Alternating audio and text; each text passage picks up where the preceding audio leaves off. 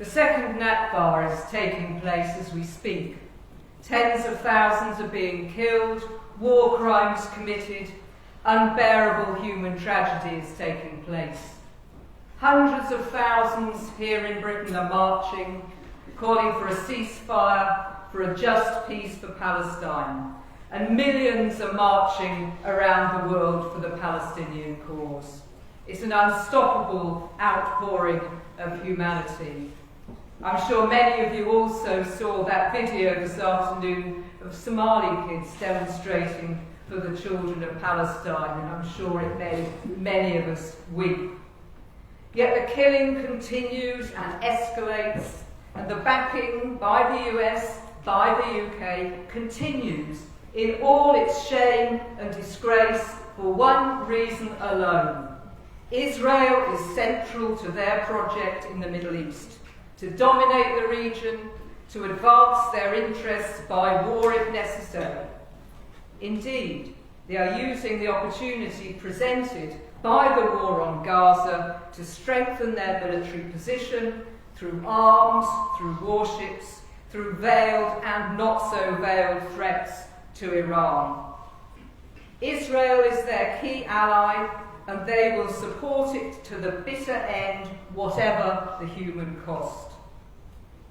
And that is the reason why our marches have come under such enormous and sustained attack from the establishment. We stand as part of a global movement, and we represent the overwhelming majority of the British population. Attempts to ban our march this weekend have nothing to do with Armistice Day. That was just a crude excuse for political repression that has succeeded only in winning countless more to our side. The real agenda has been exposed by Suella Braverman herself in a dangerous far-right move through her Times article, attempting to whip up far-right forces against our movement. Her lies about hate marches, her false accusations of anti-Semitism, her absurd accusations of police favouritism for the left. If only. This is all complete nonsense, but the agenda is clear. Support for the Israeli state, imperialism's number one ally, by any means necessary, even if that means untold death and destruction in Gaza, even if that means the trashing of our democratic rights here in Britain, and the criminalisation of whole swathes of society who will not go along with her creed of racism and hatred. The challenge for us is clear: to understand the dynamics at play here, to recognise that there is a split in the ruling class, as there was during the Iraq War, that we must work broadly with allies across the board. We must welcome new forces and forms of action and protest into the movement. After all, we represent humanity in all its diversity, and we must be united to face this challenge.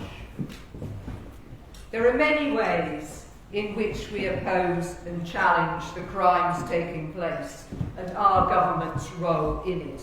And I want to highlight, Chair, just one, because today is a global day of action called by the Palestinian trade unions against the Israeli war machine. They have appealed to trade unionists internationally to stop the supply of weapons to Israel, and that is an appeal that we need to respond to.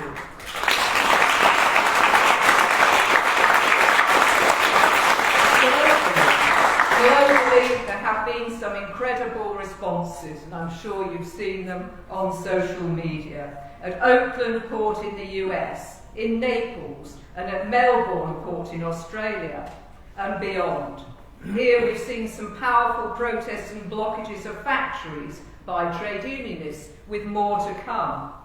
But what we need is to move from protests outside the factories to actions by the workers within the factories and by those trade unionists who are hands-on with transporting the shipments.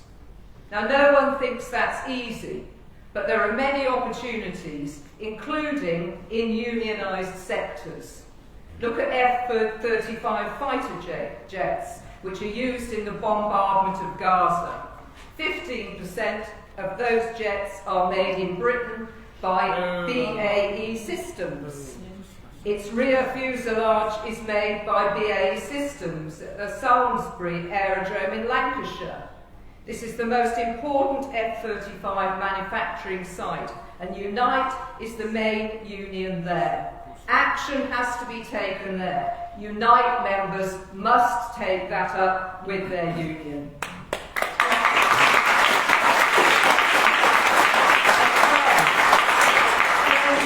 Just the tip of the iceberg of arms production here in Britain being made to kill Palestinians in Gaza. It's time for us to stop those weapons at their source.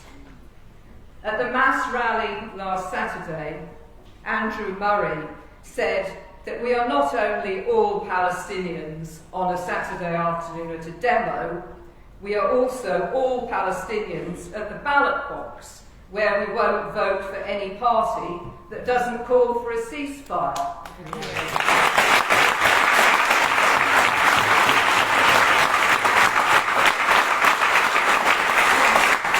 Let us also all be Palestinians in our workplaces and in our union branches and in all we do every day to end this massacre, end this second Nakba, and secure the rights of Palestine, sovereign and free. Thank you.